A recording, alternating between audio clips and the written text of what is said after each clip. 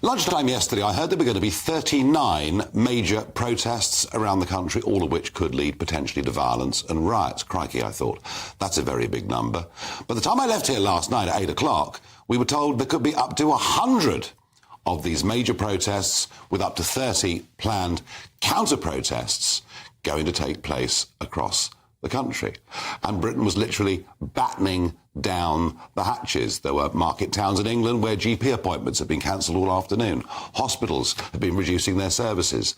Retailers were closing shops, spending money on wood and boarding up their premises.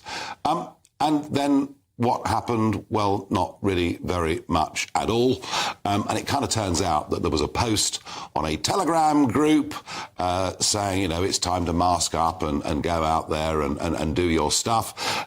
It turned out that organisations that call themselves anti-fascist groups were very mobilised and organised with their printed banners, and they turned up in big numbers in Walthamstow and I think in Brighton and many other parts of the country too. And kind of, you know, think about it, really, one of the biggest policing operations we've ever seen. Goodness knows what the cost of this whole thing was. Was it some gigantic, enormous, expensive hoax? Love to get your thoughts. Farage@gbnews.com. But, you know, it's funny, if you looked at the media today, especially the BBC, etc., you would have thought, well, it's absolutely marvellous, isn't it, that all these wonderful people have come out onto the streets to stop this beastly behaviour that we've seen over the last week. And I have no doubt the vast majority of those that did turn out on these so-called counter-protests genuinely wanted to see peace, law and order and decency returned on our streets. But what I've learned, very much to my cost over the years, is those people, the Be Kind Brigade, aren't always quite as kind as you may think. This was a speech given in Walthamstow last night. They hurt. We've got children and women using those trains, destroying some relatives. They are disgusting, nasty bastards, and we need to hold their throats and get rid of them all. I just want to say thank you all. I'm going to leave it now. And free Palestine! Free Palestine! Free Palestine! Free Palestine! Thank you. God bless you all. His name is Ricky Jones, Labour councillor. I'm pleased to say he has now been removed as a Labour councillor and subsequently arrested. But interesting, isn't it?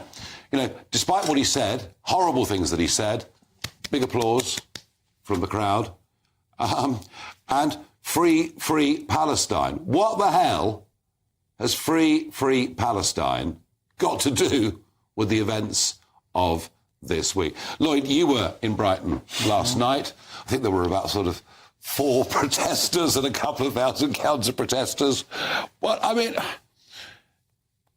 how well organised was the so-called counter-protest? Clearly quite big.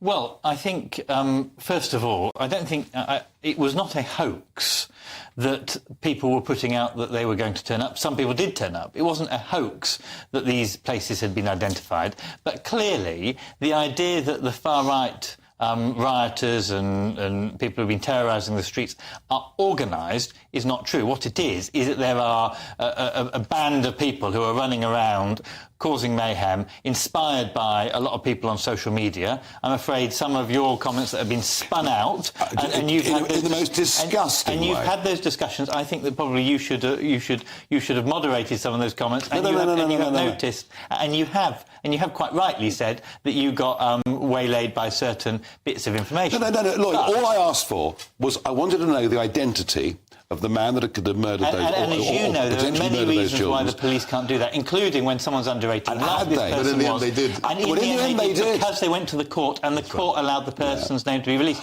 But you were asking the police to break the law because they would have had to release it before they went to court to release a minor's name. I didn't. And I didn't know he was 17. No, I didn't know anything. You know that there are laws that mean that police can't release names immediately for many different reasons. Well, You're a clever enough man to know that. Do you know Nigel. what? And the fact that you then doubled down on it, rather than saying, hands up, actually, I was wrong there, I was wrong about that, and actually what I should have done is told people, take a breather, we'll find this in good time, and actually what's important is you don't suddenly conflate. The world has changed. To take a breather actually was a disaster. And the Well, reason is, suggesting that. out there were all sorts of theories speculating. Exactly right. The Southport riots happened on the scale they happened because of the lack of information. And I think the police, I think ministers, given we're in a social media age, need to rethink how we put information out. That is a fair point. That is a very fair point. Yeah. But The game has that's the changed. point that you should have expressed, not police tell us, knowing that the police can't currently tell you. If you'd gone out in Parliament and said, actually, I think that this has been exaggerated because we couldn't tell, we need to review the rules and laws which don't allow us to do this immediately. I think that would have been a very fair point. You know, when the London Bridge attack happened, within an hour we knew the person had been on. Yes, because they weren't under 18. But I think what we've seen this weekend, or this last day, is clearly it's not organised, but these were real targets that were being circulated online. Sure. But there were far too many, and there aren't that many fascists and far right in this country to ever cover the hundreds. I think that's the real point. I think on the other side of the argument, what is clear is the country, broadly, ordinary people in this country, are a bit fed up with their shops being smashed up and people running amok in their country. And so what they've done is come out in large numbers, and organisations like Hope Not Hate, of course, let me just finish, because your accusation is that they've printed these... Hope Not Hate. Hope Not Hate are an anti-fascist organisation who target conservatives and reform. But these organisations have banners around stopping racism that are in warehouses because they do anti-racism marches and demonstrations very regularly. The idea that they had kind of planned it for this day, I think is totally they wrong. were well organised. They were well organised. Kwasi, the truth is, yes, we do have, you can call it the football hooligan wing or whatever you want, and that exists, but it is actually very small. I agree. I think it's exaggerated to make a political point. And I also feel that the underlying causes of the riots, and this is a point you've made, I've made, and other people have made, people aren't looking at that. No. So it's all been about, essentially, the far right and thugs. And there's also an element of criminality. There are people who are not remotely political. And looting going on. All of that. Yeah. And then we've got to actually consider, it was crude, some of it was violent, but there's genuine concerns, and you'll know this as an MP, I certainly knew it representing my seat, about the levels of immigration, and that's an important part of the